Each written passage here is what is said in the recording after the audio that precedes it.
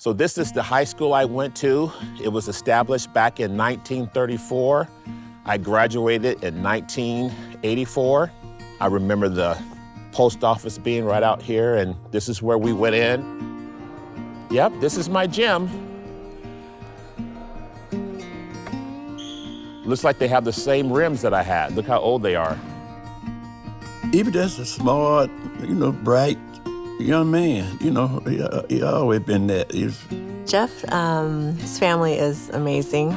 He grew up in a strong Baptist home in Alabama. The most important thing to my parents was God and Jesus. They were very religious people. We read the Bible together. We went to church together all the time.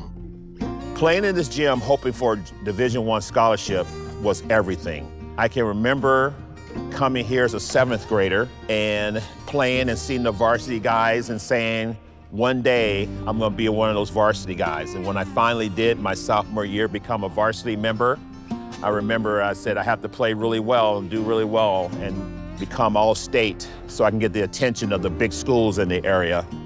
So this is where it all started for me, right here in this gym. So Jeff was playing at an all-star basketball game, and it happened to be at the same time that the NCAA tournament was going on. So Coach Reed happened to be able to watch the all-star game and saw Jeff play, decided to offer him a scholarship. And so he called Jeff the next week and offered him to come play at BYU. That building right there is where the band practiced at.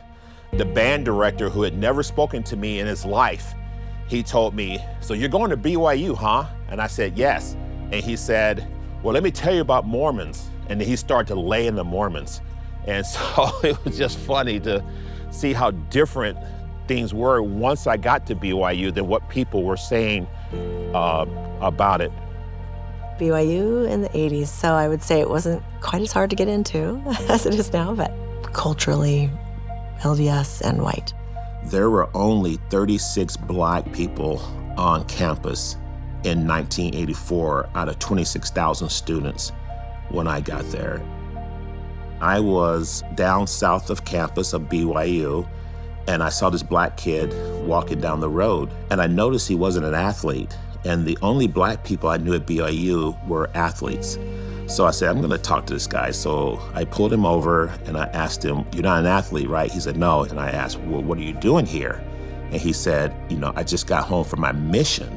And I was shocked. We ended up becoming roommates and became, long-lasting friends after that. He did not want to join the church. He said he was staying his Southern Baptist religion. People would invite him over and then have the missionaries and things like that. And he always thought that was kind of funny, but sometimes I did have questions, but I didn't want to ask them because I knew they would see that as interest and probably step up the pace and talk to me more, and I didn't want that. So when Cruz and I became roommates, I decided to start asking him questions. But the cool thing he did was he would answer the question and then wouldn't say anything else about it.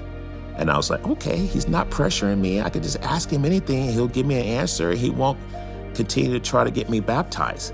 It finally got to the point where I told him that I wanted to take the discussions and learn more about the gospel.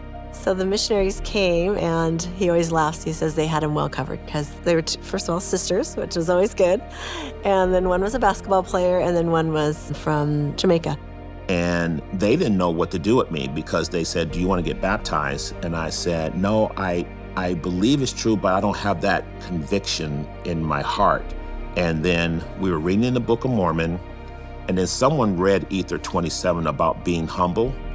And I remember thinking to myself, instead of me being humble and really want to know if this is true, I wanted to be proven to me that it was true. And I said a little quick prayer to myself. Heavenly Father, I'm humbling myself now. If this church is true, please let me know.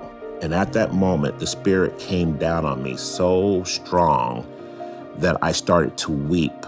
But I was happy. I'll just never forget that experience. I was, content being a Southern Baptist. I'm just blown away how things have turned out.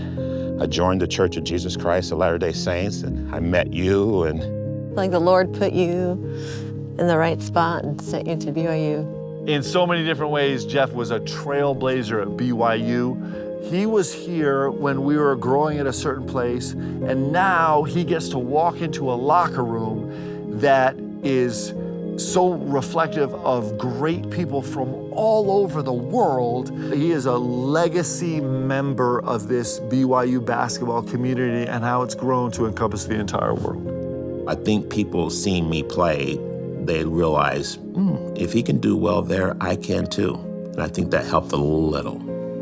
If you living right and you say you this or that, that's, you know, that's your, I don't disrespect nobody's religion. But long as, you know, I'm proud of him. I don't have to worry about you. I think he's an amazing person. He's taught me so much. Just has been a great example, and grateful to have been on this journey with him, and know we have a lot more to go, and we'll have trials and joys, and glad that we can do it together.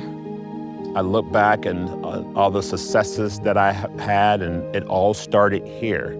I just don't know if I would have been as successful as I am now if I didn't have the love and support of this community and the teachers here and my pastor. So I am just eternally grateful for what it has done for me.